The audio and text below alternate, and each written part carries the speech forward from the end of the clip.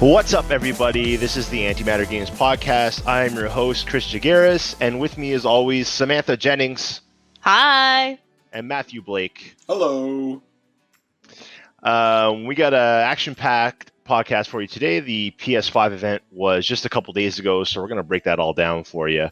But first, we're going to play PS I Love You.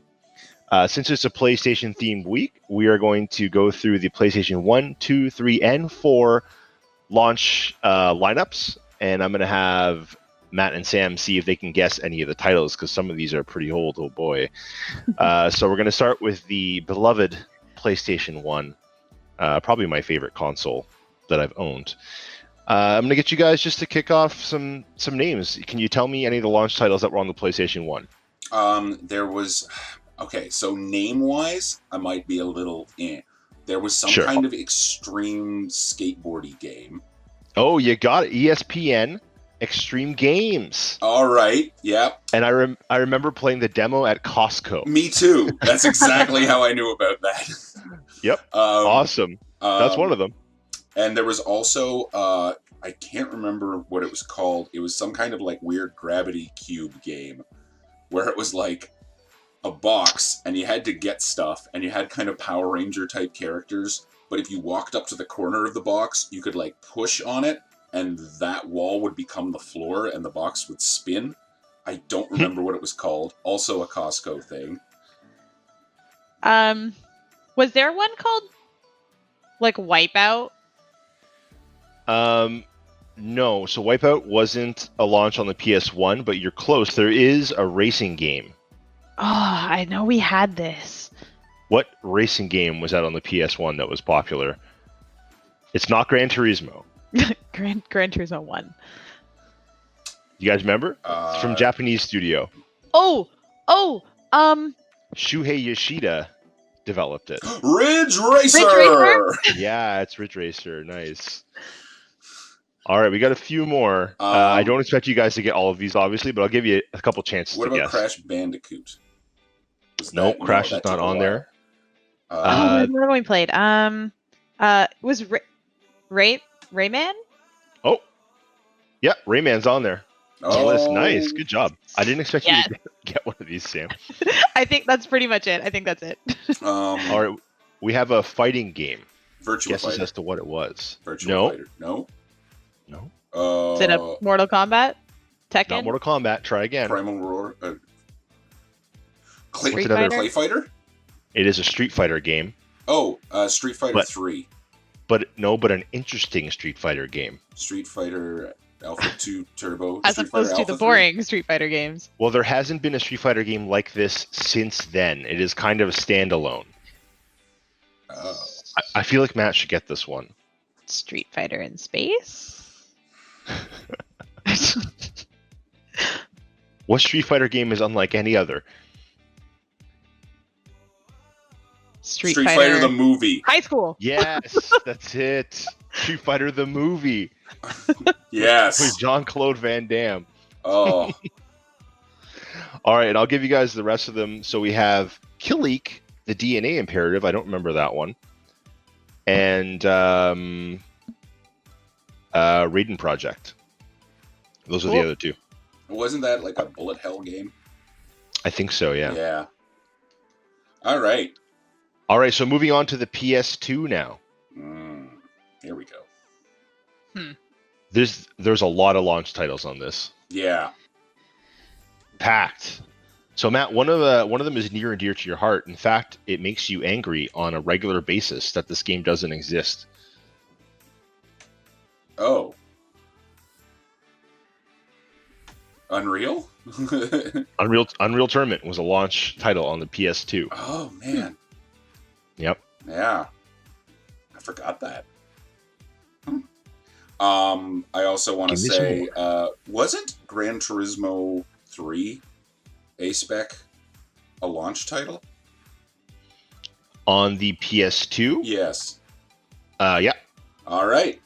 Came with the console. Okay. I had that. Sam, any guesses? I'm gonna guess another. I'm assuming there's a fighting game, either like a Tekken or a Street Fighter. There is Tekken. Which one, though? Tekken Tag Tournament. Correct. Tekken Tag Tournament is there. With Tekken Bowling. Fuck, I love that game. We have another racing game. It was also on the PS1. Do you guys remember what it was called? Hydro Thunder. This one is Ridge Racer 5. Ooh. Yep. I remember there was supposed to be a 3D kind of Tekken-styled Street Fighter. I don't even know if that got made, honestly. I just remember in, like, an EGM, like the magazine, not the website, seeing, like, preview things. Oh, I know Metal Gear Solid 2 was supposed to be, but it got pushed back. No Metal Gear Solid 2. No, I know. It was... Matt, another game is on here that we played a lot of in high school. Red Faction? No, it's similar to Unreal, but it was third person, I believe. I could play as a Anubis type character from Egyptian mythology. He had a staff. I would frequently beat you and rub it in your face. Unreal Championships? It starts with a T. The Anubis type character. 10 more seconds. I mean, I can kind of see it. When I say it, you're going to kick yourself. Yeah. Time Splitters. Oh my god. Time Splitters. He had a staff? Yeah, the Anubis guy had a big staff with two purpley things on each end. And I used to fly around. I think you're mixing up Time Splitters and Unreal Championship, which was third person and had a guy with melee combat. Time Splitters was like GoldenEye. I'm not sure. Oh, you're right. You're totally right. You're thinking of Unreal Championship. They both sound cool. Yeah. My bad. Time Splitters. There was another noteworthy. There was another ESPN game on it. Is slowly Winter moving X Games? forward with a new game. Very, very slowly. Oh, there was probably a lot of sports stuff. Was there Madden? Yeah, there's Madden. There's NHL 2001. There's Rumble Boxing Round 2, which I've never actually heard of. Rumble Boxing. And I'm just looking if there's any ones that really stand out to us. What about Dark Cloud? Was that a launch? No Dark Cloud, but starting with the D, we got Dynasty Warriors 2. Oh, yeah. Yeah. Onimusha wasn't, was it? No. No. Street Fighter as well. EX3. I remember playing that one. That one was really cool. It had more of like a realistic look or more like a 3D look to it, I think. Mm-hmm. All right, let's move on. PlayStation 3. Resistance Fall Man. About half the games that the PS2 had at launch. Ridge Racer. Let me see. I don't see Ridge Racer. Resistance Fall of Man for sure. Nope, no Resistance. Really?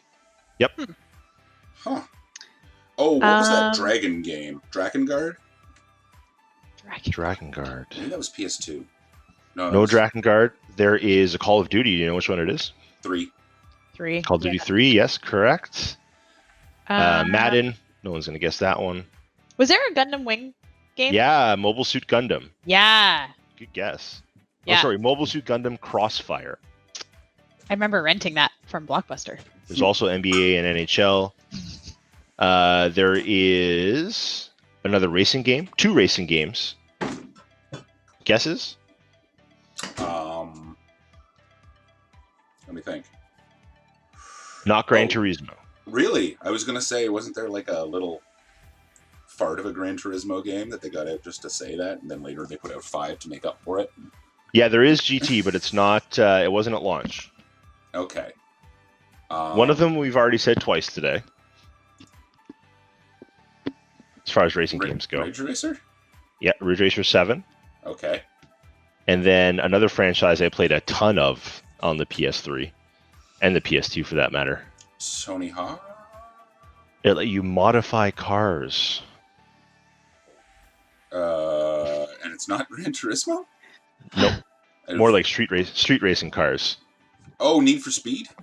Yeah, Need for Speed Carbon. Yeah. Yeah, and you're on the money there with Tony Hawk. Matt, do you remember which one it was? I believe it would have been, I want to say Underground, but maybe 4. Close. It's Project 8, which came out after Underground. Okay. And that's it for the PS3. Did I get the PS4? No, I don't have PS4, so I guess we'll skip it so I don't have to look it up live on the air.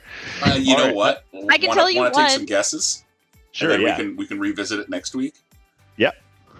Sam, go ahead. Black Flag, Assassin's Creed, Black That- Flag. I remember looking at the list, and that was definitely on there. Yeah, I bought it as a bundle when it was came an out. inter-console generational thing. Black Flag for sure. Yep. You know what? I remember not being super wowed because I remember being like, I might not buy a PS4. They didn't have a lot of good stuff at launch. And then Bloodborne happened, and I'm like, okay, I'm buying a PS4. Yeah, that was like 6 months later, maybe. Yeah, I think. I remember the PS4 had kind of a slow rollout. Yep. I gotta be able to remember at least one. Oh, Infamous. Second Son? There we go. Yeah. I think that was it. I'm looking at it right now. It's here. Yep. Yeah. That was definitely I've just kept it all these years because I took it to EB Games and they wanted to give me $3 for it. Might as well keep it. Yeah. Yeah. Right. Anyway, one more guess and then we're gonna move on. I'm good. I can't. Yeah, it wasn't very notable. I don't remember there being a lot of names.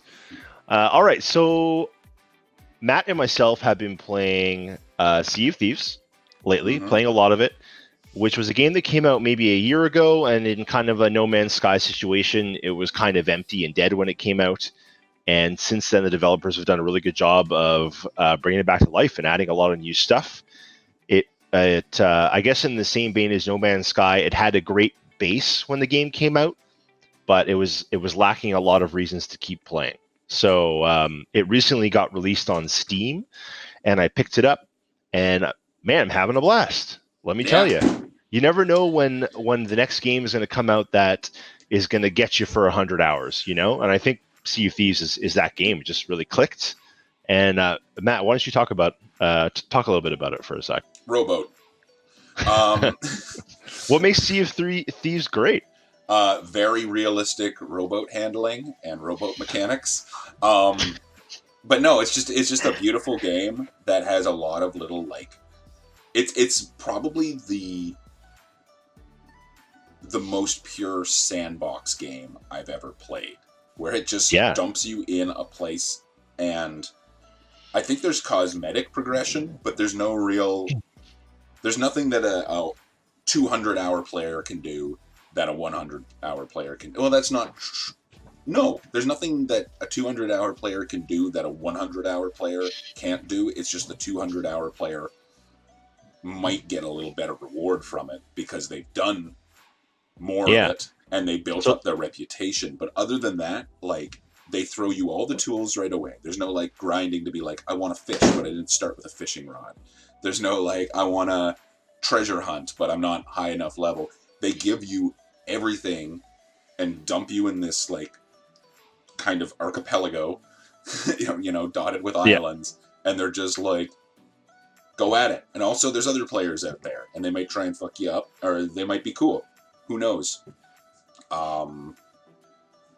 That's it. And it's just gorgeous and it's fun, and I've had just as much fun like fishing in a little pond as I have firing cannons and outrunning ships. It's just fun. Yeah, so Matt talked about a lot of the gameplay stuff. Like you said, there's no real way to get better at the game outside of just playing it. Like, you can buy reputation and gain reputation with certain factions that give you more reward for doing certain quests for them. You can fly their flags on the back of your ship, which again gives you more money. But all of that is just to buy cosmetics. It's just to get new cannons, get a new steering wheel, get new anchor, get new sails, get a new livery for your boat, or is it livery? So there's no advantage when it comes to other players trying to mess around with you, which makes it very fun because everyone's on an even playing field. But yeah, what makes it Sea of Thieves really awesome for me is that it's very pure. Like, you load into this bar, this tavern, you go outside, and you're met with these beautiful graphics. Like, it's not hyper real, but the color palette is really pretty and colorful and vibrant. And you just go outside and your ship is docked waiting for you, whichever ship you picked. You get 3 choices. You get a scallop, which is essentially a one-man ship. It can be operated by 2 or 3 people. You get a brigantine, which is bigger, and then a galleon, which is the biggest ship, like a big Spanish ship that has, I think it's 4 cannons on each side or something. Yeah. Anyway, so this game is definitely better to play with more people. But you just hop on your ship, you raise your anchor, you set your sails, and you pick a spot to go to. You don't even need to take a mission. Stuff will just happen to you. You'll find a message in a bottle. You'll encounter a skeleton on an island. You'll find a riddle that will have to take you to another island that you have to figure out step by step, that you find treasure in. You might get attacked by a shark. You might get eaten by the Kraken. A megalodon might bite your ship. You might find treasure out in the middle of the open water. Like, there's just so much stuff to do, and you get to do it at your own pace in this beautiful sandbox. Like, I've never seen personally more appealing, good-looking water in a game. And I mean, if you're going to get something right in a pirate game, get the water right. And like, it doesn't just look good; it is beautiful. Whether it's sunset, sunrise, nighttime, during a storm, it's so intense and beautiful at the same time. But the physics, the way your ship reacts as you're dipping through the waves, and like, even if you jump overboard and you see some treasure, and the ocean is rough, the way your character moves through the water and goes under and over, and it's just very convincing, and it makes it feel very immersive, you know? Yeah, and talking again, like, you don't want to be out in those rough waters in a rowboat. Like, that thing gets knocked around crazy. Oh, yeah. It's really hard to just go straight in a rowboat in rough seas. That's another really cool thing about the game, is if you get caught in a storm, and usually you can see storm cells as you're sailing, right? They're the big black, like, circular things in the sky. You can see when you're going to go into a storm, but when you get caught in a rough one and you're trying to steer your ship, it's really tough. And the way they made the steering wheel respond to your touch, it feels like, and I've only been in a bad storm once, me and Matt were playing together, it feels like you're really wrestling against the waves. Like, you have to correct and overcorrect over and over again, and your compass is spinning wildly as your ship gets knocked around. And it makes it feel like you're in a storm, and it's really intense. I really love it. Yeah. That's all I really have to say Fun about game. Sea of Thieves. Just if you're interested about it and you haven't picked it up, give it a try. It's a great game. Yeah, I would recommend it. All right, it is time for Next Gen is upon us. Shortly. This week, This week, Sony had their big PS5 reveal event. It's not really a launch event, but they essentially showed us why we should get a PlayStation 5. So they showed some amazing games, a lot of them, and going through the press conference today just to kind of write them down for the podcast and everything, I had to refresh myself a bit, because I left the press conference with the feeling like, oh, I didn't see Bloodborne 2, I didn't see God of War 2, like, there wasn't as many bangers, but there's a ton of just really good, like, indie games and really interesting properties in general. So we're going to go through them one by one and just talk about what we liked and didn't like. So the first notable game, because they open with Grand Theft Auto 5, which is a bit crazy. So essentially, if you get the PS5, you get GTA Online for free. That's a little footnote there for you. But the first PS5 game was Gran Turismo 7 from Polyphony Digital, and I'm a big Gran Turismo fan. Sam, do you want to tell us what the trailer was like? It looked really cool. It looked beautiful. Racing games tend to always look good. That's one thing that, like, that genre seems to do really, really well. But I've never been a big, like, racing game person, except this trailer made me actually want to try it. Not try it, but, like, maybe actually get it and play it. But, like, the handling looks super smooth. The cars look great. The environments look really good too. Almost photorealistic, which was great. But yeah, super cool trailer. I liked it. I'm excited about it. So I went back and I watched that trailer in 4K, and it makes a big difference. It really does. I highly recommend a lot of the trailers that we saw that you thought maybe fell short visually a bit. Go watch the 4K versions, because that's how these games are supposed to be experienced anyway. Yeah. Like, I watched Demon Souls remake in 4K and I was like, oh my, like, whoa, much different. What stood out for me about Gran Turismo, because I've been a big Gran Turismo fan growing up. I didn't get the last one; it didn't really appeal to me. But it looks like they really listened to fans, and they have kind of like a more of a chunky career mode, essentially, which is what I loved about Gran Turismo growing up. I could shop for my car, I could earn the money to get it, and then I could pick modifications one by one to slowly upgrade it, and it's a very rewarding process. Basically, they kind of stripped that down in the last Gran Turismo games, and it looks like it's one thing they actually showed was the menu of the game. It looks like one thing they're bringing back, so I'm excited for that. Matt, did you have anything to add about that before we move on? I mean, this is actually, I think, mentioning the environment, like, looks great and everything, but this is actually one of those places where the SSD could really help. Because racing games, they always look good, as Sam pointed out, because they're actually extremely simple games. You know, like, you only have a few models, which are the cars, going through scenery. You know, you don't have, like, a bunch of pedestrians on the track and, like, a bunch of crazy buildings popping out of nowhere and, like, these complex level designs because they have to be open and simple.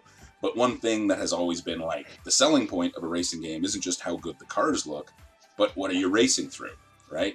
And I think with the SSD, they could really make a huge jump forward in, like, environments, because as you're speeding through these tracks and speeding through these environments, you can load them faster.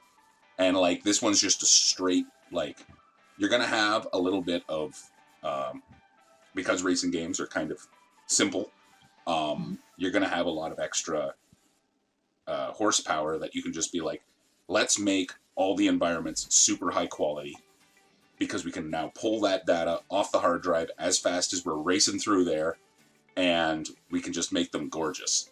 So, I would love to see what these stands look like. Traditionally, the weak point of racing games is always the people in the stands, because you just see them briefly off the corner of your eye, and then you're gone. They don't have to look that good. They just have to look good as a blur you're passing. But it would be great to see if they step that one up. Yeah, I'm interested to see what they're going to do. I'm probably going to pick this one up. I'm picturing and I'm hoping being able to, like, be behind the scenes at the race before you start, and being able to walk around your car, open the doors, open the engine bay, like, really inspect every little bit of it and see a lot of details. That'd be awesome. That'd be really cool. All right, moving on, we saw a Spider-Man Miles Morales from Insomniac, which caused a lot of confusion because people were like, is it Spider-Man 2? Is it DLC? Is it Lost Legacy? I don't know. And then people kept putting out, like, confirmations that weren't right. And then finally Insomniac let out a statement saying Miles Morales is in the Spider-Man game universe, but it is a standalone game. It is not Spider-Man 2. It is its own thing. Yeah. It's going to come with a up-resed version of Spider-Man. Oh, neat. And yeah, so I'm sure, like, I don't know. I don't think you played Spider-Man, Matt, but it's a very visually stunning game. So that's exciting. And what they can do with faster hard drives again. It's back to the SSDs. It looked Arkham-y. Yeah, but essentially it's just more Spider-Man with Miles Morales, who has a lot of fun, interesting powers. It looks like you're getting a lot of, like, wintertime New York City, which will be really cool to zip around in. It comes out around Christmas time, so that'll be, like, good vibes. Did you guys like the trailer for that? Yeah, I did. It looked pretty cool. Kinda. It looked, it looked very edited. I'm sure, like, the game is, like, I don't think they're hiding anything, but it's also, like, I saw a lot of action and a lot of, like, kind of cinematic-y stuff. Yeah, there was no gameplay. I think that's pretty clear. That's basically what I'm saying. Like,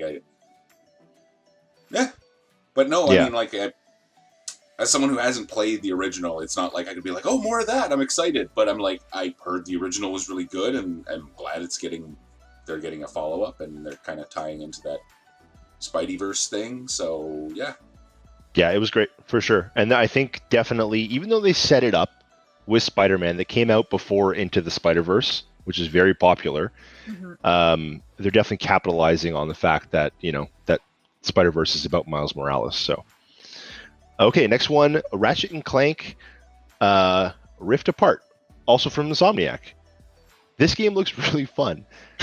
and I'm not a big Ratchet and Clank fan. I never really have been, or like Jack and Daxter or any of that stuff. Oh, Jack and Daxter! Yeah, but this was the first game that we saw where I was like, "Whoa, this is what the PlayStation 5 can do." And Matt, why don't you tell us what we saw in the trailer that would show that off? So yeah, there are these rifts, and it was just sort of seamlessly and like that switching worlds, like just going from this world to this world to this world really quickly, seamlessly, no loading screens, you know, and completely new assets and art and everything. You also have some kind of rift teleport, which actually, the more they showed it, the less cool it looked. When I realized that essentially it was just a point, you were basically just grappling to a point in space, and it had a really cool animation, but he was only moving like a few meters forward. It was at first I'm like, oh, he's ripping through time and space, and I'm like, no, wait, he's literally just grapple hook a few meters forward, pull forward with a really cool animation. But it looks like it'll have multiple uses because we saw different variations or like more extreme variations of it in the trailer. And I'm sure like you'll be able to upgrade that in some capacity, and so eventually you're going to be jumping even further or whatever.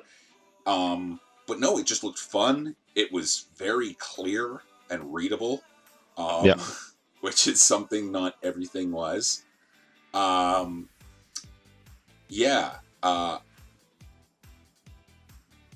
mean, can we talk about the elephant in the room?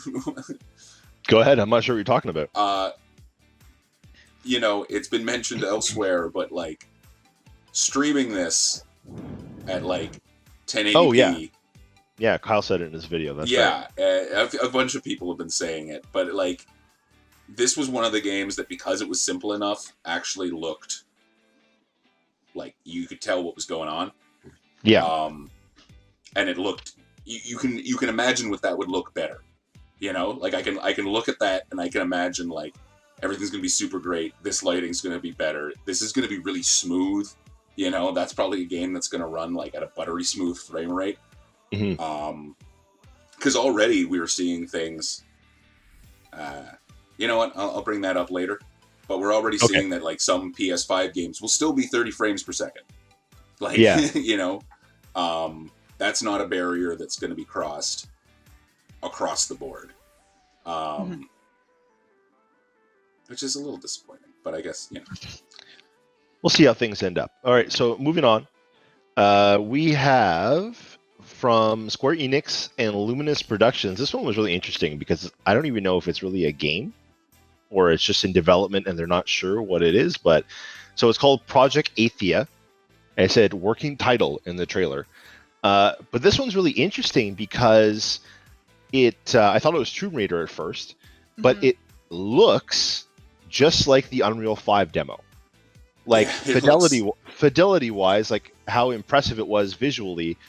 It looks just like that tech demo, and like this is a game that apparently is going to come out on the PS5 sooner than later. So it was very impressive. Sam, what did you think about the trailer? It looked beautiful. This is one of those games where I didn't know anything about it. I guess none of us know anything about it. But it's definitely one of those ones that I would just pick up based off of that trailer. Like, this is the kind of witchy one, right? Yeah. Yeah. So it seemed like there was like a little bit of platforming, but there was also like some really cool environments and really cool powers. So for me, like how cool your character definitely plays into whether I'm going to buy it or not. So it seems like she could control like vines, and just do like really cool stuff. So if the game ends up looking as good as this trailer did, I'll buy it 100%. What do you think, Matt? Yeah, I mean, it's a working title. It's very early, but it looked fresh. You know? Yeah. It didn't just look good, but like the whole way you seem to be going around and interacting with the world is like, oh, okay. Fresh is a good word. It looked very original. Yeah. I like creativity. Me too, for sure. for those who haven't seen the trailer, you're essentially this dark-haired girl.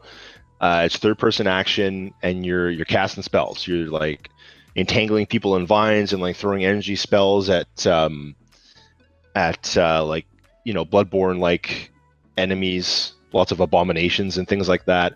The environments are beautiful and extremely detailed. So it was a cool trailer for sure. Yeah, throwing spells around. We'll see more of that later. Yeah. Next game from Antimatter Interactive is called Stray, and I wrote a little note here saying Backpack Cato. Yeah. This was a game that had a lot of charm, but very little like substance was shown. Yeah, it was clearly just a CG trailer. Do one of you guys want to describe that? What it was like? There's robots. There's no humans, and you may or may not be a cat. There are sad robots. That's what I got out of it. There seem to be like dystopian robots, but like yes. Yeah, the robots don't seem very happy. They seem to be living in what functional poverty. For some of them, it looked like a third world robot country. Yeah, or I got like kind of like Blade Runner vibes, but cuter, which is a weird Blade Runner, but cute because of the cat. Because of the cat, and the robots had their own little charm. They had those simple little faces. When I saw them all, like the homeless robots, all huddled up, I felt sorry for them. Yeah, and during all this sad robot stuff, you have this cute little cat with a backpack, and he's just strolling through all of the scenes. Yeah. And the last scene of the trailer is him perched up on like a crate or something and like a Batman-like pose, and it's like, okay, this game is about this cat. And clearly. He's purring. It felt like if you've seen it on Netflix, there's all those like short sci-fi stories. What is it? Love, Death, and Robots. And I think the third or fourth episode, it's like a post-apocalyptic world with just robots and cats, and that's what I thought it was at first. But very, very inspired by that, I think. All right, next is Returnal. This was really interesting. One of the standouts for me, this is from House Marquee Games. So Returnal, you are a female protagonist. It looks like it's third person, and it looks like the concept, there's another game like this too, actually. The concept is you die, and then you come back to life, and you kind of have to like, not get out of the loop, but like retrace your steps and figure out how to like break the cycle, I guess, basically. It's apparently from the guy that wrote the first Dead Space. What did you guys think of this one? Do you remember it? Well, I mean, yes, I do remember it, and I remember specifically wondering if it would be a straightforward narrative adventure type thing, where like the loops are scripted to an extent, or if this was actually going to be like a new thing where you kind of take the narrative character development side of traditional like game design and mash it with like I hate the term roguelite, but like I'm gonna have to use it. One of those games where it's like you start and you play until you die, and then you unlock stuff for your next play session, and you just rinse and repeat that, like Strafe or Binding of Isaac or any number of games like that. Outer Wilds is another good example of that. Yeah, you have 20 minutes and then you restart. Yes, right? Yeah. Yeah, so that one's it's time based and not like action based, but yeah, that kind of thing. So I was wondering if that's how this was going to play. I guess we'll find out. But no, it looked good. It looked kind of creepy. There was a lot of weird, like, Earth, like, what's the word I'm looking for? Like domestic footage looped in there. Like, it's a lot of aliens and a ship crashing and all this, but every once in a while, like, you see someone opening a door in what looks like a normal house, like a residential house. And there was, like, little flashes of just everyday normal life. We might get flashes. Yeah, we might get flashes of her life for... Yeah, they seemed like memories, because, like, at that point in time, she was talking about how, like, every time she dies and wakes up, she's losing more and more of who she is. So that I kind of got like those were like flashback vibes or maybe like story elements, because it seemed like every time you die and come back, the world is different too. Like at one point it's like a forest, and then another point it's just like more like a rocky area. So Yeah, they definitely showed lots of different environments. Yeah, and I'm Going through. just sort of also wondering if, you know, maybe you never did crash. Maybe you're just crazy and you're running around your house in your underwear, opening doors Maybe. and thinking you see monsters. I guess we'll find out. The next game was Sackboy: A Big Adventure from Media Molecule. This was a surprise because I didn't think we'd ever see any more Little Big Planet. But here it is. True. So this focuses on, like, I guess the main protagonist, if there's a protagonist in Little Big Planet. And it looks very much like they tried to make a Mario 3D World or an Astrobot Rescue Mission with him. Yeah, it looked like just a platformer thing. I don't think 3D there's platformer, any kind of creativity involved. What I find really interesting about that is that Sackboy, and maybe I missed this when they made like PlayStation Battle Royale or whatever that Smash Bros thing was for the PS3, I want to say. PlayStation All-Stars. Yeah. But like, I always thought the appeal of Little Big Planet and Sackboy, like, why don't make Sackboy a character? The whole thing with Little Big Planet was Sackboy was like a blank slate that you could turn into your own little avatar by customizing, right? Yeah. And so I just find it weird to give the blank slate a name and his own game. You know? He's his own person too, Matt. It's like making a point and click adventure game with Gordon Freeman as the protagonist and giving him a voice. And it's like, no, what are you doing? You know? It felt weird. It felt like they needed something. That being said, it looks fun.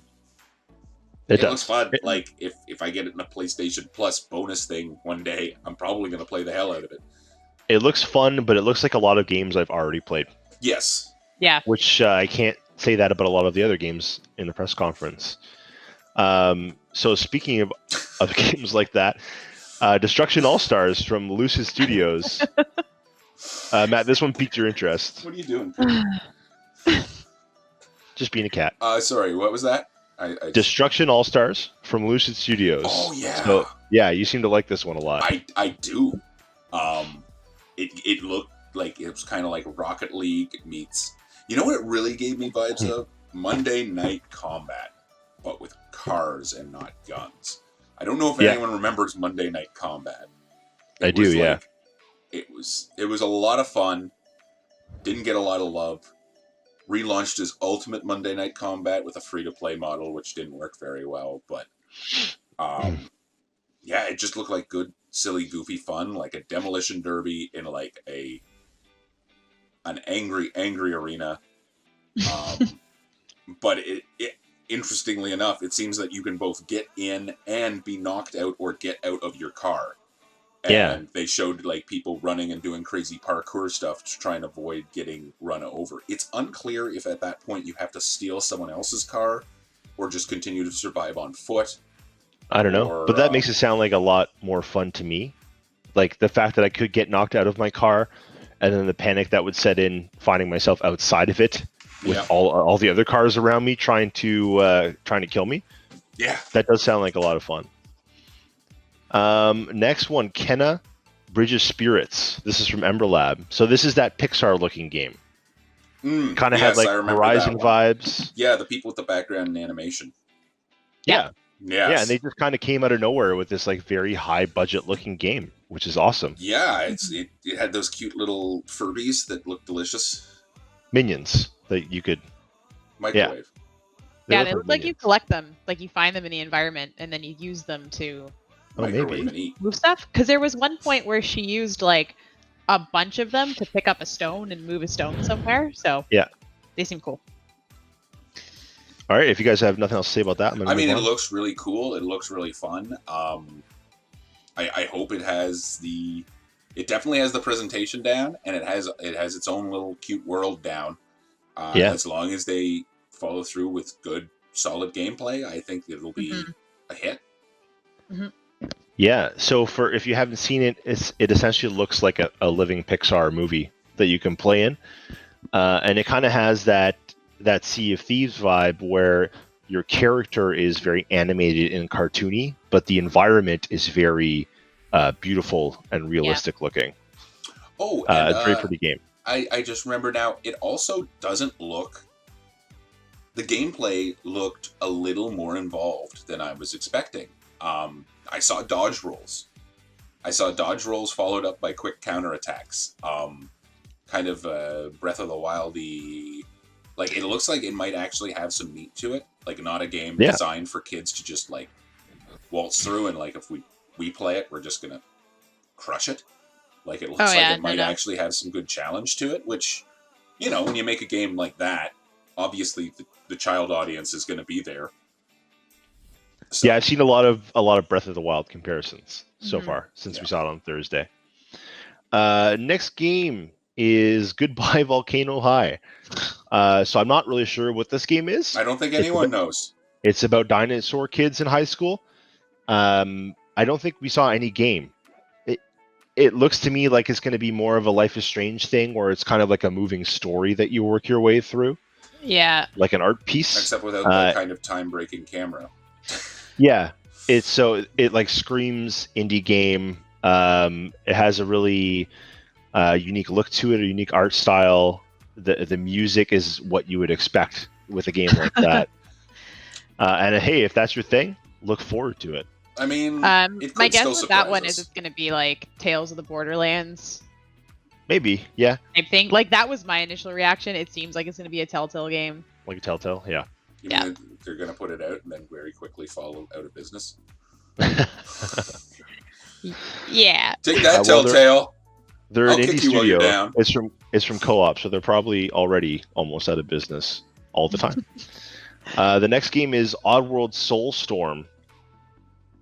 Honestly, I've never played an Oddworld game before. I've like dabbled in, I think, Abe's Odyssey or something, but it was like way after its prime, and I was like, okay, cool, neat. I think. I will say this one actually kind of made me go, maybe I'll try it. You know, it looked weird, like they all weird, do, but I guess I'm just like kind of more. I've platformed, adventured enough now that I'm like, you know what, I can go for weird. You're a weird little eight. Sorry, go ahead. Oddworld always kind of struck me as that thing where it's like, well, it looks kind of cool, but I'm sure there's a better platformer out there. And, you know, this is kind of pushing me in the whole, like, you know, I could give it a go. So you're a weird little alien, essentially, and you have lots of little alien buddies that follow you, and you're working your way through this, I wouldn't call it like steampunk, but it has like a heavy mechanical, like futuristic vibe environment. Big uncaring city. Yeah, and I guess the point of the game is that you can make it through these platforming sections, or the guys can get smashed to bits by trains and heavy machinery and things, and that's kind of the fun, is watching them get destroyed. Yeah. It seems like a really elaborate Lemmings. Yeah, I was Lemmings. Definitely Lemmings vibes. Hey, I was recently reminded that Lemmings was made by... Isn't it Sierra? No, Lemmings was made by DMA Studios, who would later become Rockstar North. Oh, cool. Yeah. The name they were under when they made the first two GTAs, the top-down ones. Okay, got it. So the next game we saw, one of the more standout ones for me was Ghostwire Tokyo from Bethesda. Was that Bethesda? Yeah, actually. I double-checked before the podcast. Really? Yep. Huh. So Ghostwire Tokyo was interesting because we saw a trailer last year at E3, which had... it was very spooky. It looked like it was going to be a survival horror like action game. I was assuming it was going to be third person. It looks like there's a lot of like Japanese mythology mixed into this. And the trailer we saw, I was not expecting. It's going to be first person action. You're going to be throwing spells at these demons and ghosts and like dismantling them somehow. It still had that like spooky vibe to it, but it definitely took me aback. What did you guys think about it? Ghostwire Tokyo, looks like you're always going to have to be on your toes because, ghosts can show up. They're not necessarily hostile, like Chris said, where like there's little schoolgirl ghosts, but they can like call more ghosts, and then you're flinging anime spells. So there we go. That's what I said, more or less. All right. Next on the list, Jet the Far Shore from Super Brothers and Pine Scented.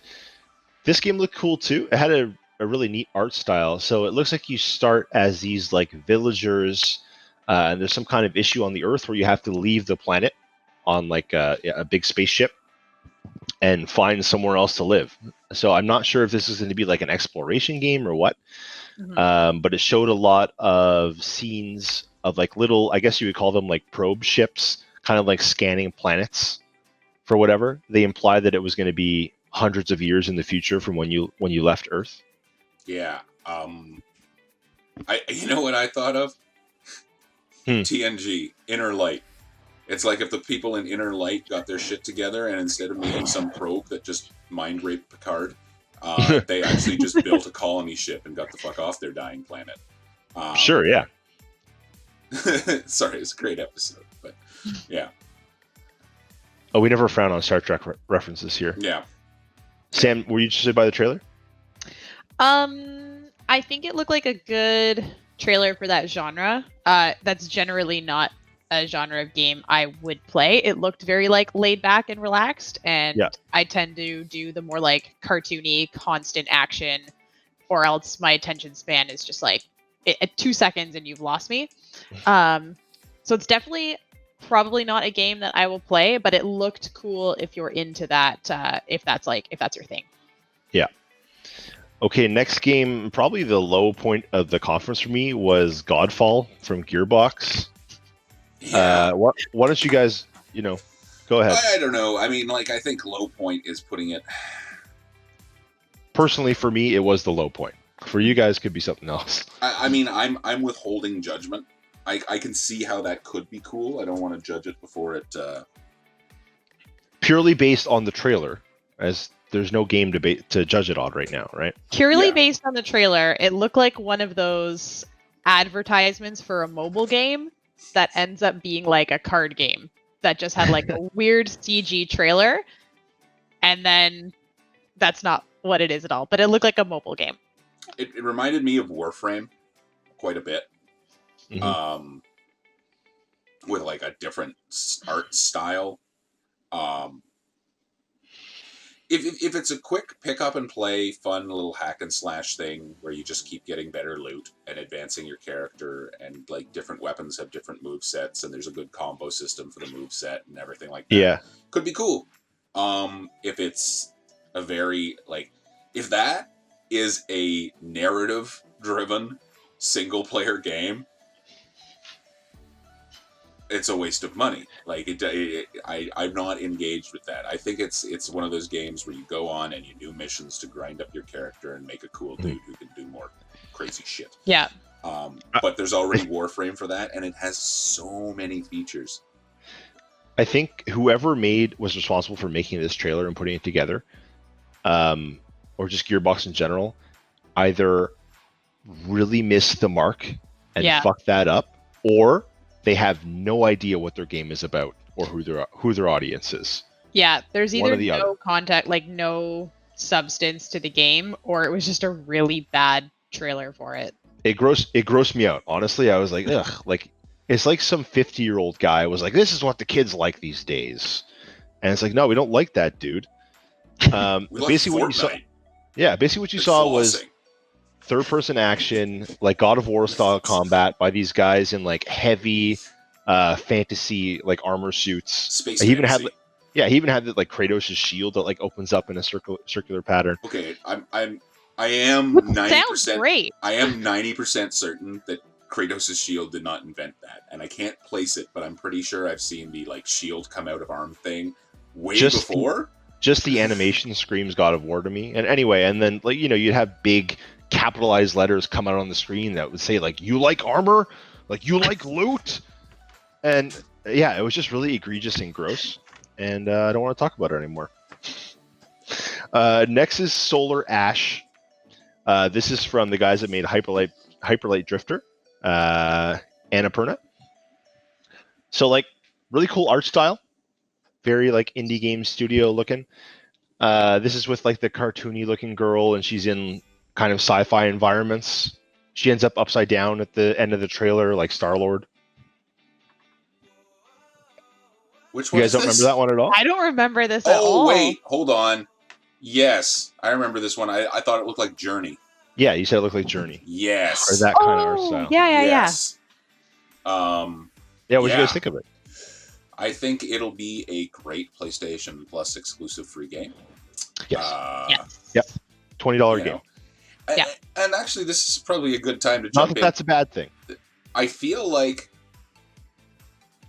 because it was streamed and they knew they couldn't show off like 4K, they couldn't show off crazy frame rates, right?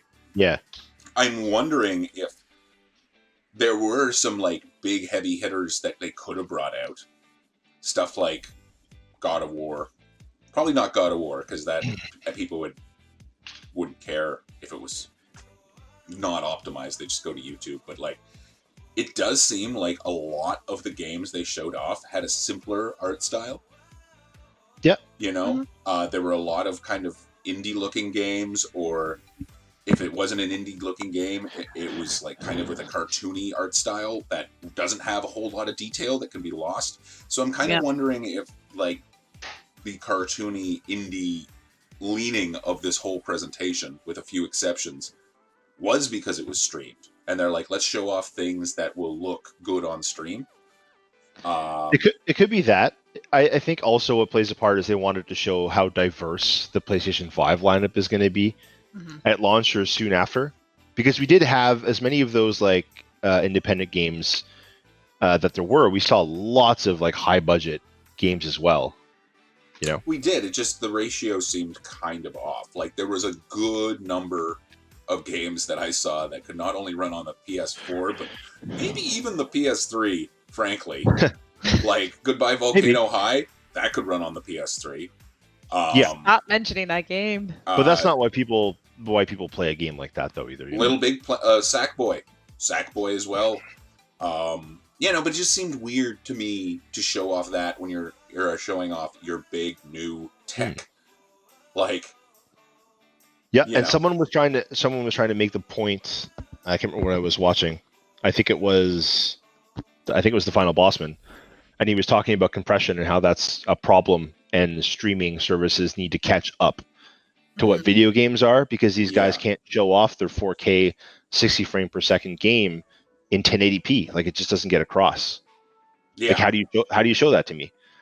Yeah, that's like a whole editorial right there. Yeah, I mean, and we're on that subject. YouTube might be able to make big gains here. You know, maybe Twitch they is haven't, the big though. guy, but YouTube can do HDR. YouTube can do 4K in its videos. So, but yes, they can, but not through streaming though. That's the problem. No, right.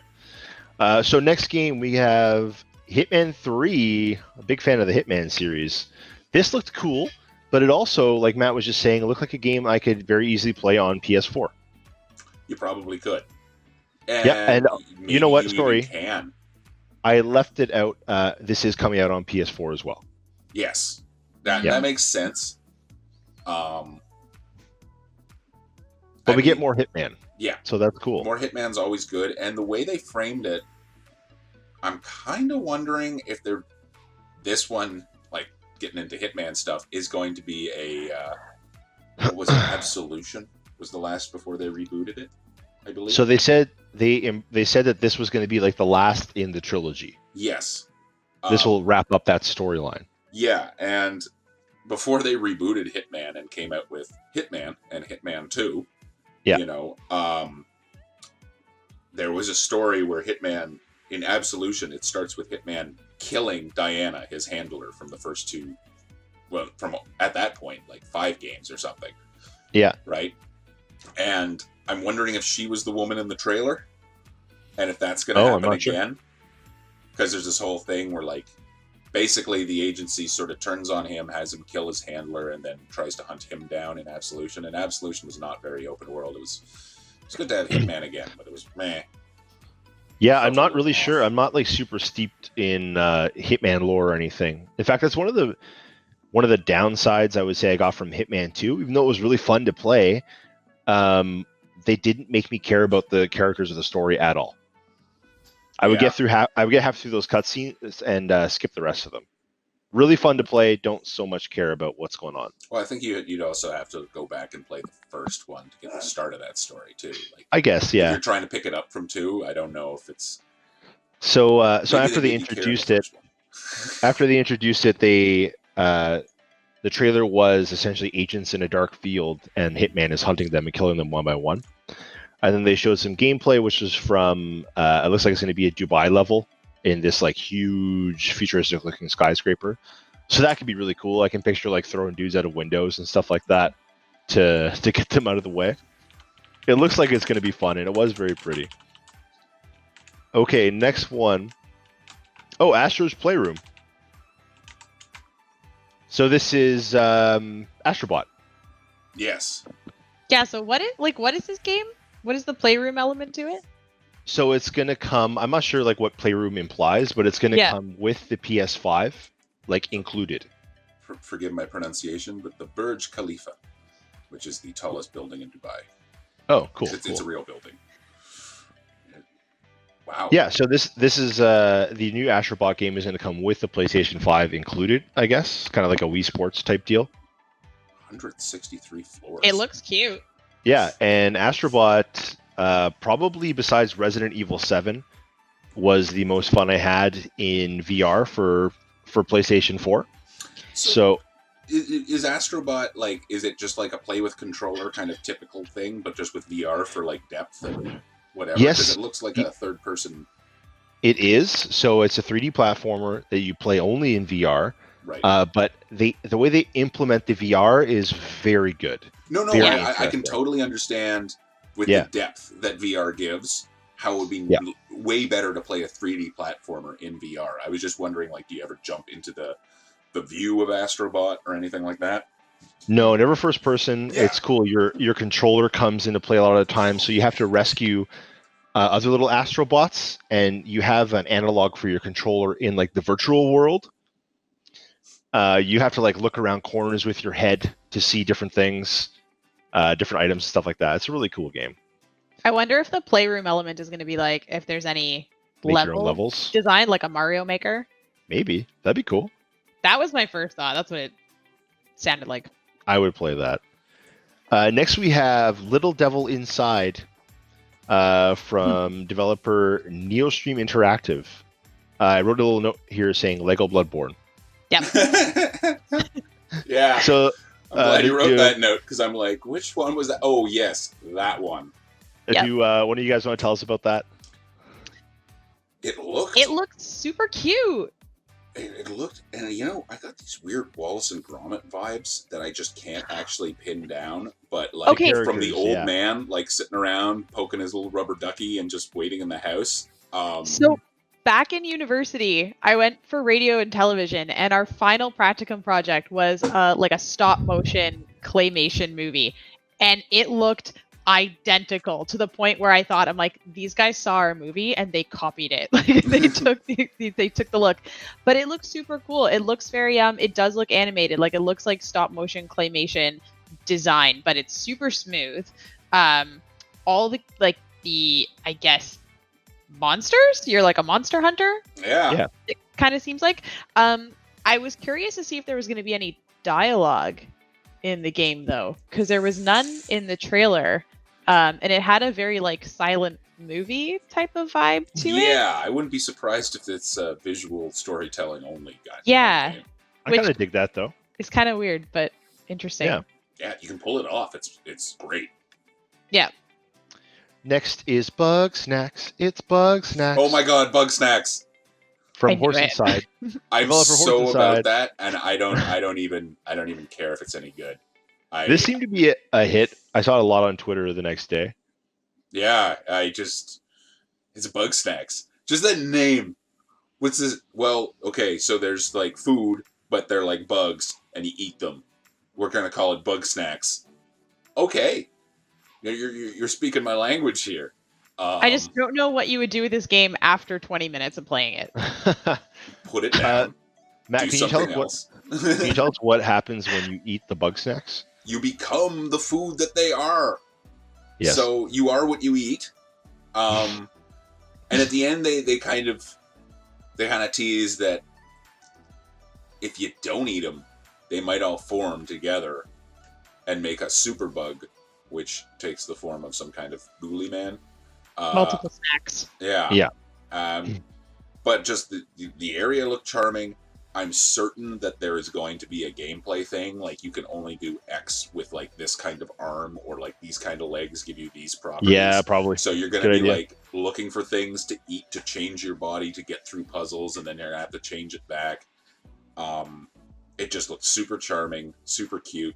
And maybe it gets boring after 20 minutes of play, so just play it 20 minutes a day and get a smile on your face. Like Well, maybe that's where we're differing, because I didn't think from that trailer there was going to be any puzzles or like any combat or anything. Like it looked like an Animal Crossing type thing. Like there was like villagers and you had a house. You eat the villagers?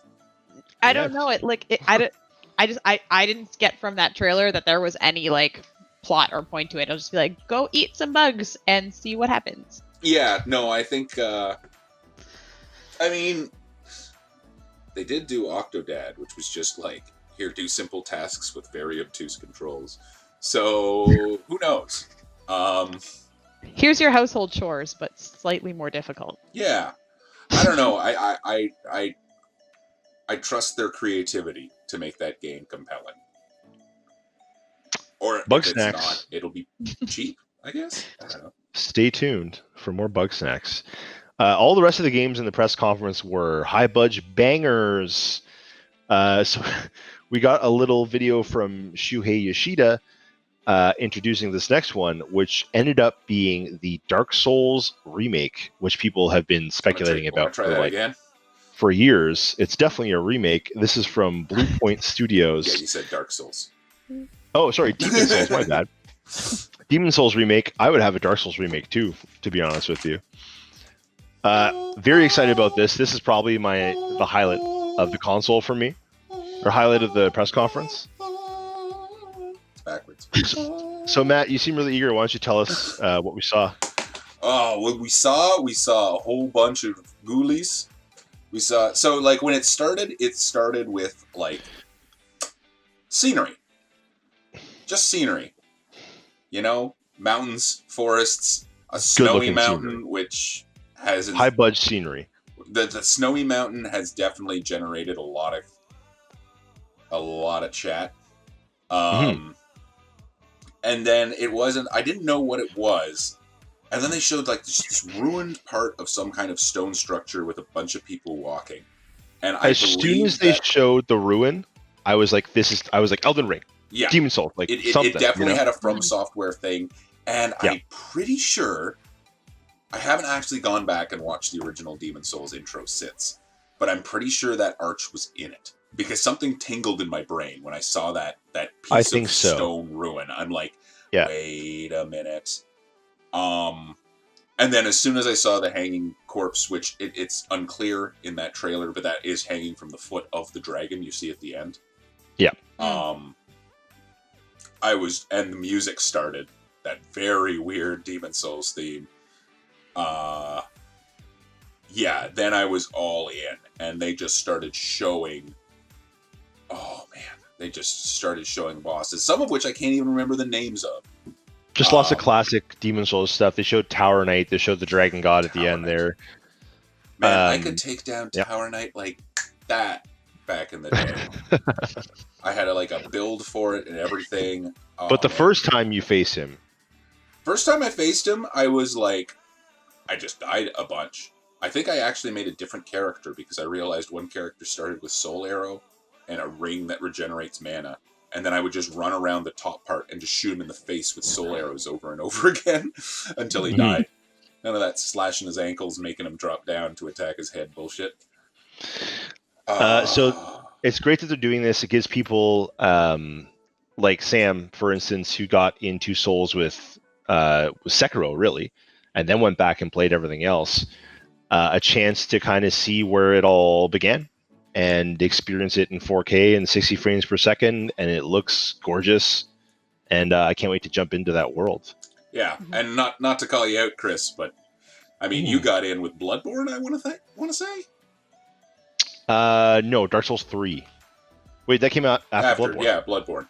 Yeah, well, Bloodborne. Yeah, so the PS4 era, which considering it started in PS3, but yeah, That's right. Funny story. A mutual acquaintance of Chris and I, Mark, lent me Demon's Souls. He said I would love the game, and it sat on my shelf for about 2 or 3 months, and then I gave it back to him, untouched. And yeah, I just never played it, and it wasn't until much later, I think it was Game Trailers had a segment called Level, where they would just talk about a level of a game that was super great for them. They talked about the Tower of Lostria in Demon's Souls, and I watched that episode and saw this very oppressive, death trap filled dungeon, like literally a prison. Yeah. And I was like, oh, that's the game that I let sit on my shelf? That looks cool as hell. So I went down to Walmart and picked this bad boy up. Played and the rest shit out of it. Yeah. And then that, Dark Souls 2, every From Software game from there on. So yeah, it's definitely great. And the company did say they're going to stick to the really punishing nature, because it is definitively, no argument, the hardest Souls game, hands down. I guess we'll see what they do with it. I can't wait to have more details revealed about it. Sekiro is not a Souls game, so Sekiro is hard in a different way, but yeah. Yeah, definitely. The next game we saw was Deathloop from Arcane Studios. We saw Deathloop teased again last year at E3, but it was just a CG trailer. They didn't show any gameplay, and what we saw was pretty interesting. It had like Dishonored vibes. It's first person, a lot of gun flinging and spinning, and so you're essentially this assassin who's trapped in a loop, and you have to try and each loop work your way out of it. But there's also another assassin who's hunting you the entire time. Yeah, the arcane factor has been increased exponentially since that CG trailer. Like, it now really looks like an arcane game, both in like presentation. You know, it's kind of got that Dishonored-ish, slightly less photorealistic thing going on, but also just in like movement. Like, I'm pretty sure I saw something almost exactly the same as the blink from Dishonored. And like you're sliding, a big dash, and jumping and dashing, and it's just, it looks fun. It looks a lot of fun. And if it looks like a blast, yeah. If there's a stealth mechanic in that game, I'm gonna have so much fun with it. The art style was really cool too. There was like none of the people you were fighting had faces; they all had like masks on. Yeah. Sam, what'd you think? Again, a game that looked really cool. Probably not one that I'm gonna pick up. I like games that have like a clearly defined story. And if I don't get that out of the trailer, like I'm like, what do you do? Do you just keep playing the same thing over and over again? What do you do? So I'm not 100% sure. It looked cool, but I need to know more.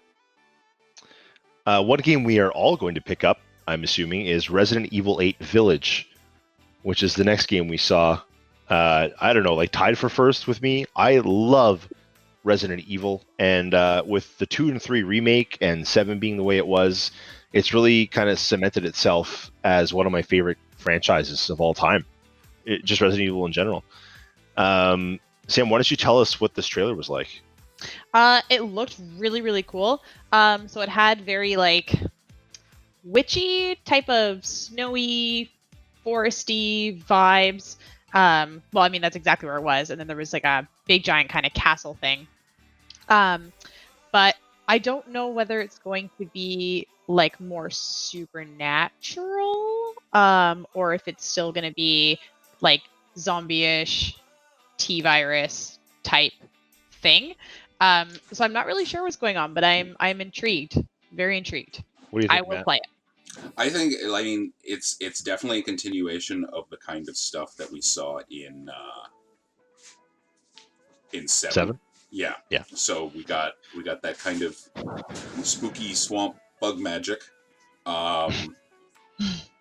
So I think, honestly, I can see all of the things. When they said like werewolves and witches and all this stuff, I was like, yeah, werewolves. wow, you're really swinging for the fences here, Resident Evil. But like, in the context of that trailer, it started to sort of make sense. Like, the stuff turned the family in 7 into like bug people, right? Yeah. And there was definitely some like witchiness to some of their powers. Who's to say it can't turn people into wolf people? Yeah, I was going to make that point that a lot of this stuff in the trailer seems like magic, like fantasy, but you can pretty much guarantee yourself that Umbrella is responsible for that man being a werewolf or a werewolf-looking thing. Yeah. You know, that it was developed in a lab somewhere, just like what happened to the Baker family. Because Resident Evil starts very much like a supernatural horror game. Mm-hmm. And then you quickly find out, oh no, this is more experiments from Umbrella. They're developing more bioweapons that have kind of been set loose by accident on these people. And I'm on board. It was a really interesting trailer. I like the village vibes, I like that like dark, spooky kind of like like 1800s feel, but it was clearly present day. You see Ethan, the protagonist from 7, in his house, which is very modern. He has like a flat screen TV, and at the end of it, Chris Redfield shows up. He shoots Mia dead, who is the other protagonist from Resident Evil 7. Apologizes to Ethan, and that's the end of the trailer, basically. Well, I mean, in any other game, I'd be like, she's dead. Yeah. But who knows? Is that really Chris Redfield? Is he being controlled by Umbrella or the witches? Is she even could dead? Be so many things. I mean, could be so many things. If in the end of 7 you cure Mia or the other one, I don't remember. You had an option of who you cure. The canon ending in 7 is Mia. Yes, I get that. But what if the cure doesn't? What if the cure doesn't take? What if Chris has realized the cure doesn't take, so she's still actually infected? So he shoots her, but if she's still actually infected, like, I mean, we've seen what they can regenerate from, right? Yeah. So like, for sure, I'm not even 100% convinced that Mia is dead after being shot 7 times in the head. Like Mia might be able to come back from that, and we'll see. It looks very interesting. It looks a lot like Resident Evil 4, which is one of my favorite games of all time. It looks a lot like Bloodborne. You have that Cainhurst Castle in the background in a lot of the shots. Resident Evil 4 is the big comparison I drew, because it's like a rural village. Yeah, Matt, question for you. Is this Las Plagas? I think so. Is this tied to 4? I think that 7 and 4 are more connected than like the T-virus stuff from 1 through 3. I think that, like, I don't think it's Las Plagas, but I think it's like Las Plagas adjacent. Like, I think they went from virus, no. Organism? Interesting. What about virulent organism? Like, it's... Yeah. I feel like the 7 and 8 thing is the evolution / combination of 1 through 3 and 4 through 6. I hope that's the way they're going. Me too. All right, next up we saw Pragmata from Capcom, interestingly enough. This looks like Death Stranding 2, but it's not. It looks super high budget. It was a really pretty trailer.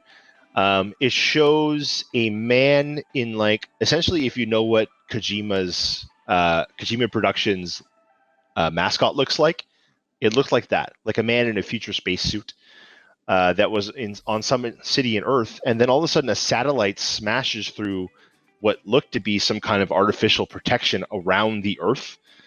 So it breaks through, they lose all gravity, and they get pulled through this opening into space. this like astronaut guy has a little girl with him who turns out to be synthetic. Mhm. They end up on the moon and they're looking down at Earth from the moon, and that's how the trailer Wasn't looks. there a RoboCat as well? Or am I thinking of something else? Yeah, the little girl Yep. had a robot cat. Yeah. It was like a robot, and it was projecting the cat image around it. Yeah, with mixed success. Yeah. Yeah, so this looks really cool, but also has, like, I have no goddamn idea what this game is going to be. Also, you know, I don't know if anyone else played Blacklight. It was a free-to-play shooter. Did not. But the guy looked a lot like Blacklight armor. Okay. There was like lots of different helmets and like, I mean, it was a free-to-play shooter, so of course there was a lot of different stuff. It was a pretty good game in its time. I hear it went down the drain later on, but it was a compelling kind of Call of Duty-esque shooter with an interesting mechanic of everyone could turn on a view where you could just see people through walls. So basically everyone had wall hack, so there was no purpose in camping. Because, like, before you go in a room, you can be like, okay, there's a guy in a corner, and just be pre-aimed there. So it was all, you were forced to run around and be unpredictable. It was interesting. That's my 2 cents. Sam, what did you think of the trailer?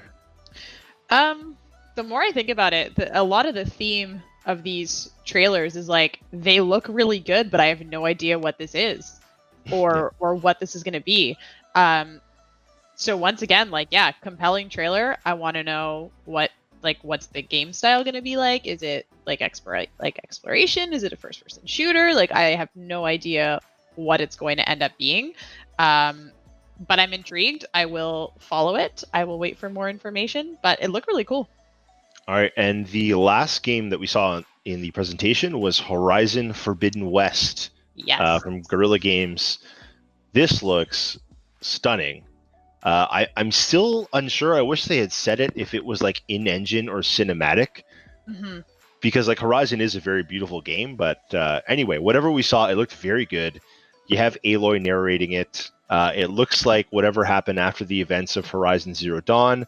She's now gone west into North America. There was a lot of tall skyscrapers covered in that looked like they were overgrown.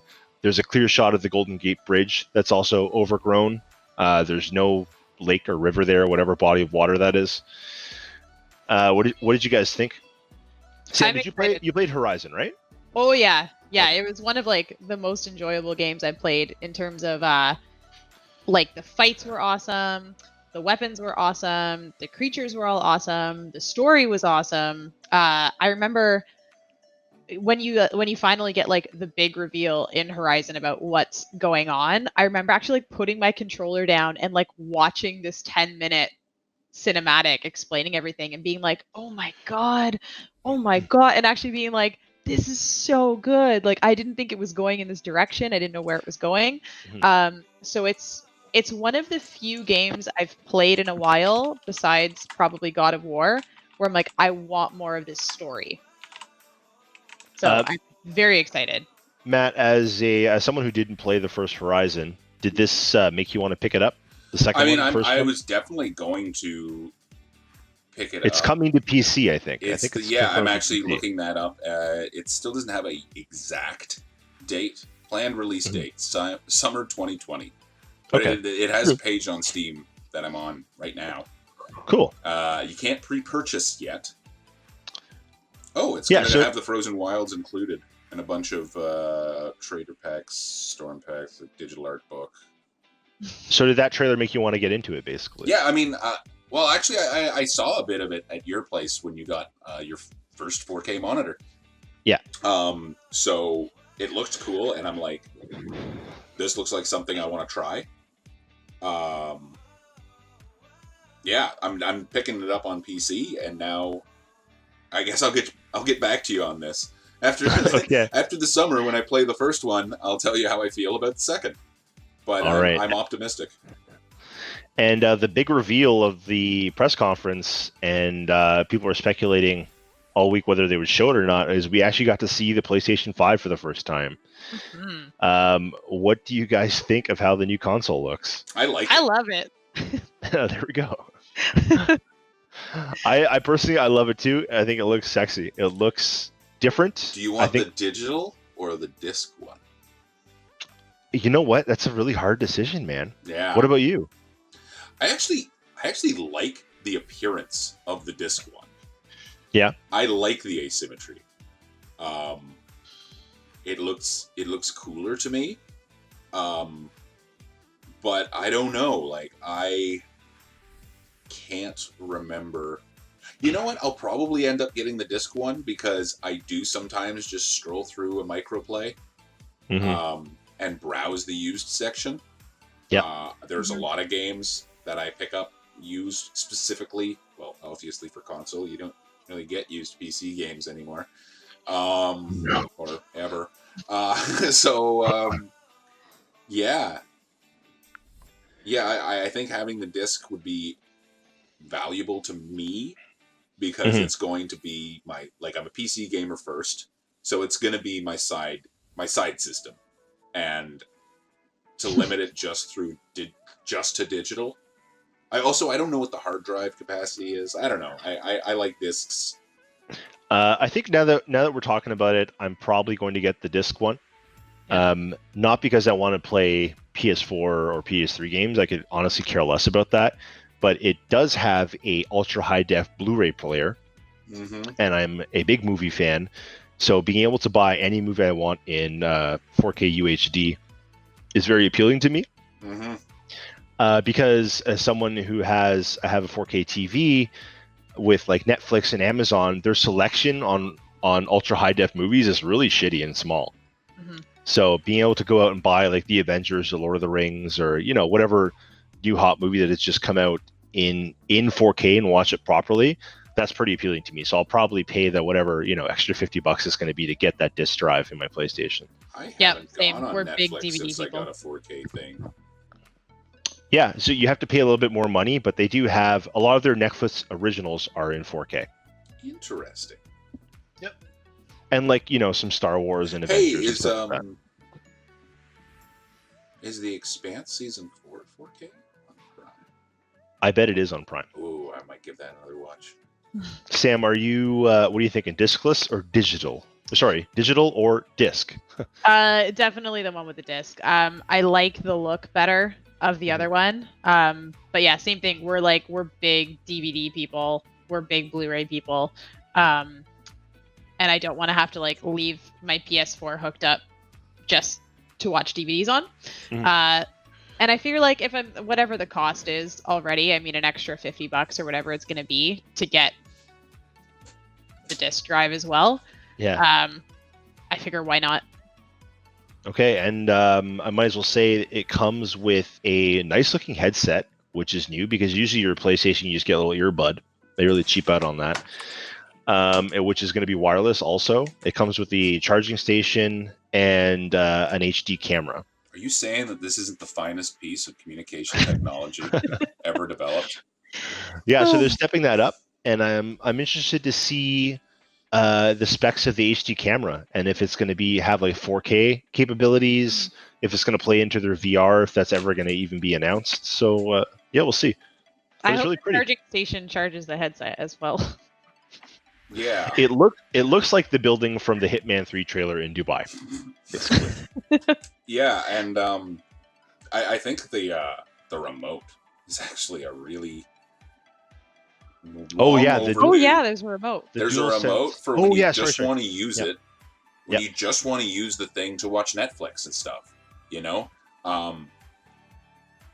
I've been in a situation where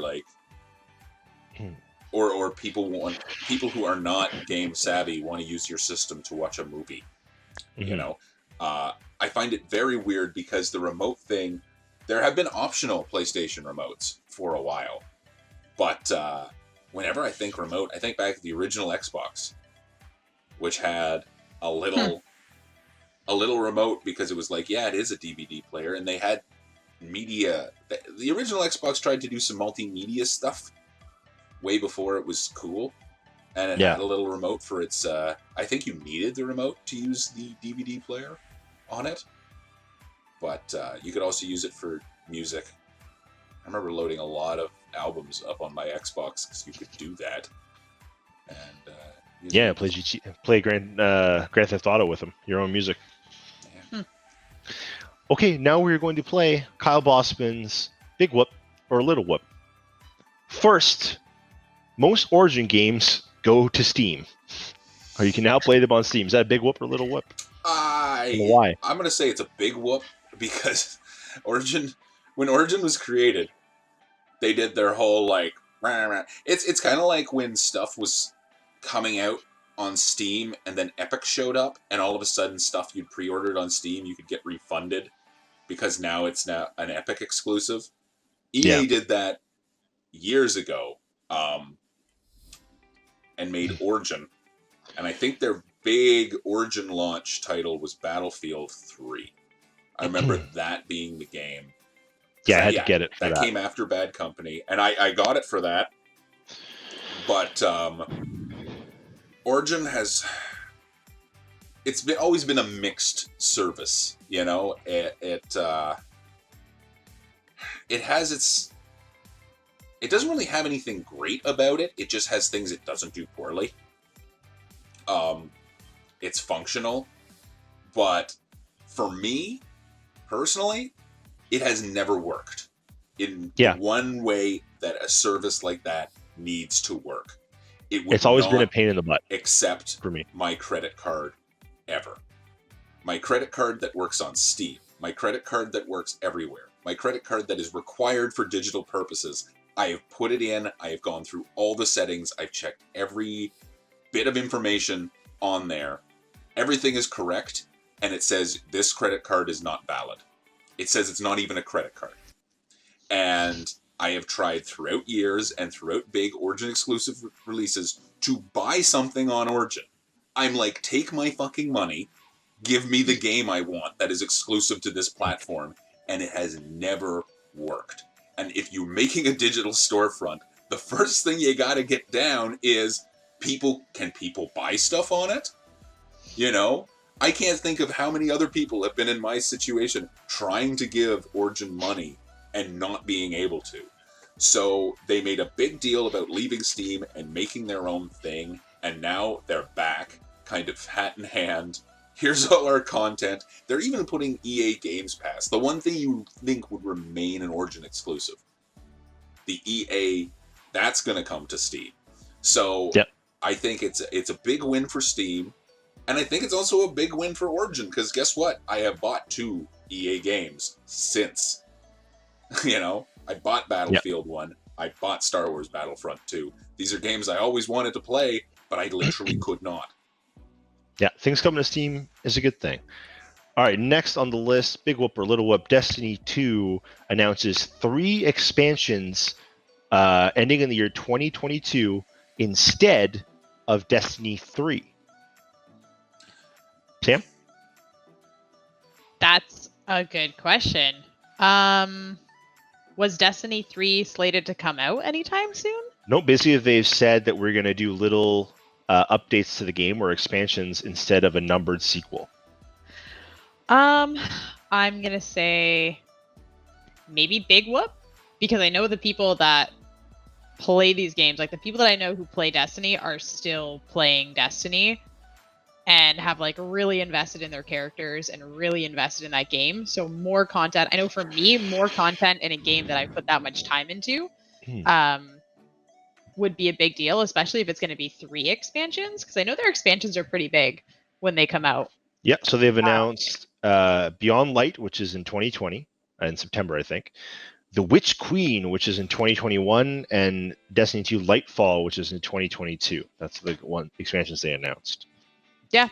Well, I mean, with a game like that too, like 3 big expansions might almost be the same as 1 full game. Because I remember when it first came out, before there was any expansions, I played through it in like 10 hours, 12 hours, just like the main campaign. So yeah, I'm going to go with Big Whoop. Matt? Yeah, I'm going to second the Big Whoop. I mean, I'm not a huge Destiny player, but the fact that the base game and some of the early expansions are now included in the free-to-play thing. So they're building their base, and they're, by keeping it going, people who might have been like, maybe I'll just wait for 3, now might jump in. And I don't remember actually, it's also the fact that they're not doing 3, because I remember 2 was a big deal. They said with the first Destiny, it's like, let's go on this 10-year journey, or a 5-year journey. I think it was a 10-year journey. They made this big promise with the first Destiny that they were just going to keep expanding it and keep building it, and it was going to go on for a very long time. And then a few years later, they're like, Destiny 2, and people were like, fuck you. You said this was not what you were going to do.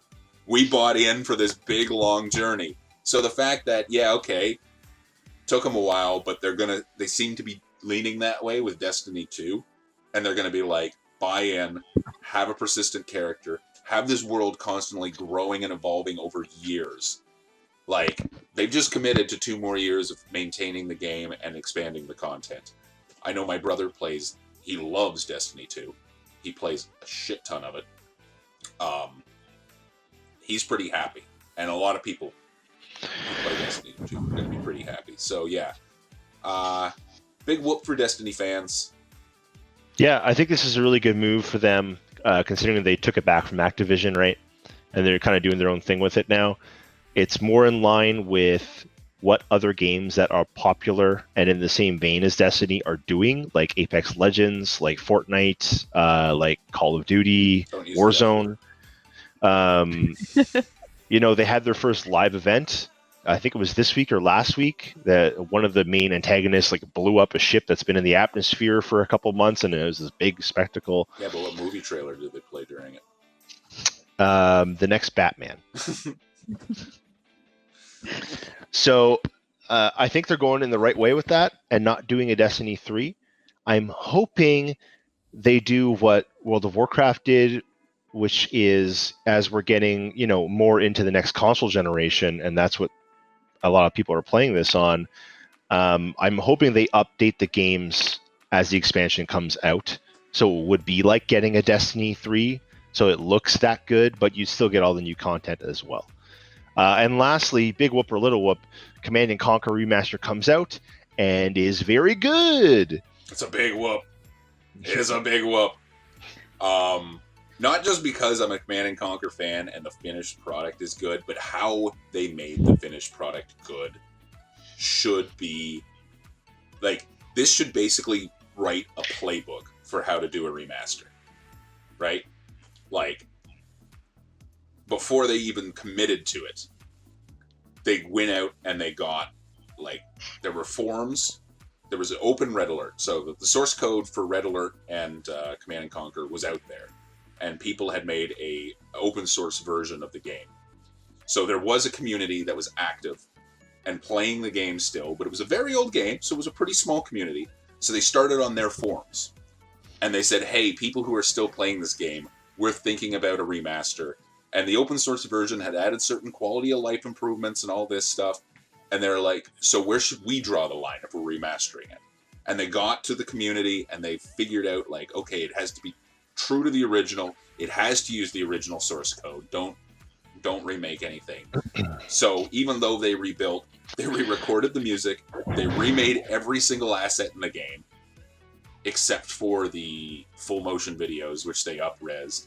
But every sprite, every texture tile, terrain tile, everything is different, but you can hit one button and take that all away and turn it back into the original game.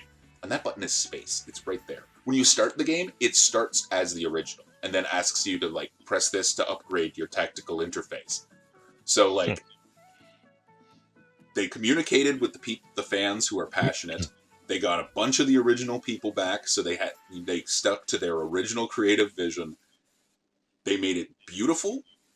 They made it functional, but it is the exact same game that I am holding in my hand right now.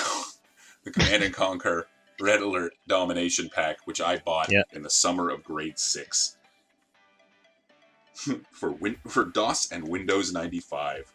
DOS. Yeah. Shout out to DOS. But these files are in that remaster. They're powering that game, but I'm playing it in 4K with high definition audio. It's incredible. And the game, it still holds up and is fun. Yes, there are a few weird things that like didn't exist back then, and they didn't port in. Like, there's no attack move, which is a huge thing for strategy games.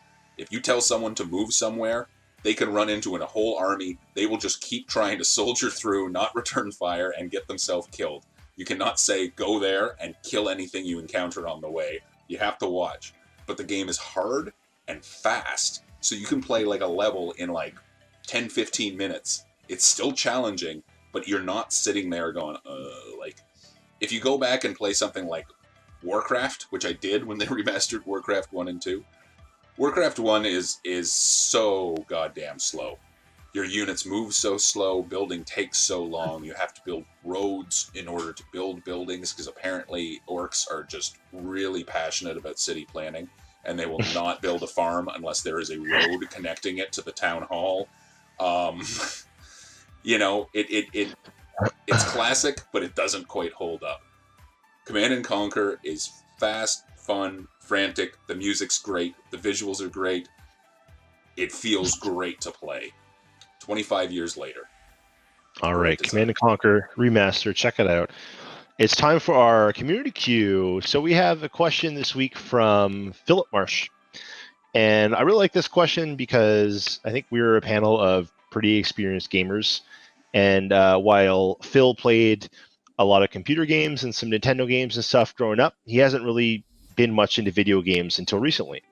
So the question is, just dropped $500 on a PS4 Pro, and I love it, but what does a new gamer like me do when the PS5 comes out?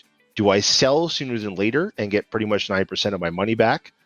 Or should I keep enjoying it for a year and then buy the PS5? What do you guys think?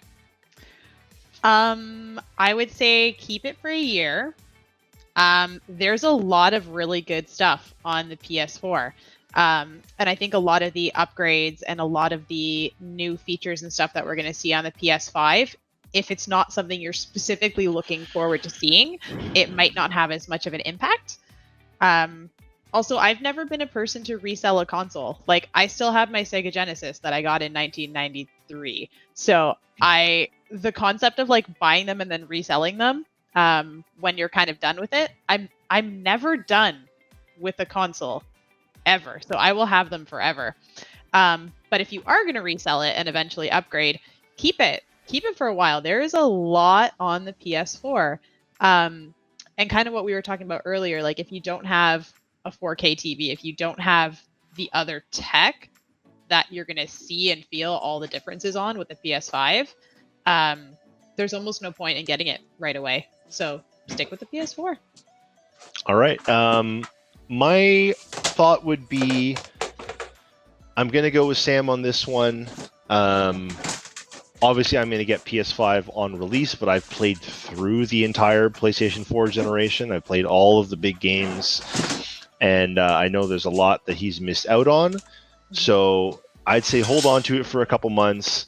You know, play your Grand Theft Autos, play your Last of Us, play your Spider-Man, play your God of War, because he hasn't played any of those. He's just playing Uncharted 4 right now. Oh, there's so much out there. Yeah, I know. There's a ton of amazing games. So keep playing those games, and then, and then sell it. Or, you know, if you don't want to. But wait to get the PS5. I think that's my my definitive answer. And I bet you anything Matt went to try and find an old console. But probably. Anyway, it's time for bets. So next week, The Last of Us 2 comes out. And I'll just repeat myself real quick for you, Matt. Next week, The Last of Us 2 comes out. How long will it be before you get control of Ellie? Oh, wait. No, what about console? The question. Oh, I thought you went to get a console. What's your answer then? Oh, my answer is yeah. Definitely hold on to the PS4.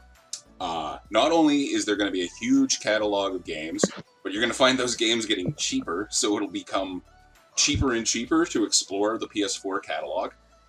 A lot of great games. Also, consoles always take a while to get rolling. You know? Mm-hmm. The PS5, if you sell and buy that PS5, yeah, maybe you're getting some PS4 money back, but one, you're probably going to pay more for that PS5 than you will a year later. price drops do happen. And holding on to consoles is a great idea.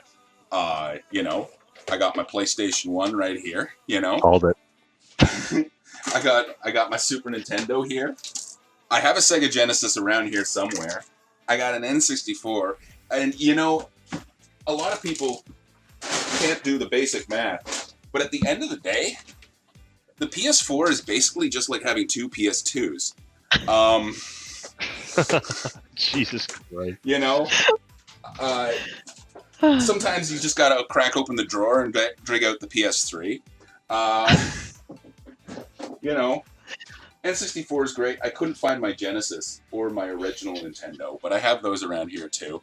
I'm really proud of myself just seeing that PS3 that I still have my big shiny black PS3, the original one. Oh yeah. Oh yeah. She's a beauty. I had a big shiny. I did have a big shiny original PS3, but that was the one that the disc drive died on, and I lost my Dark Souls character. But that's a story. Mine still works. Mine still works. Yeah. Okay, I think you have, and you have the all backwards compatibility actually. Yep. In fact, one day I might try and trade you. Because I have a 100% box full of PS2 PS4. games. But then I'm gonna have All two right, PS2s. Back to our bet. So next week, The Last of Us 2 comes out.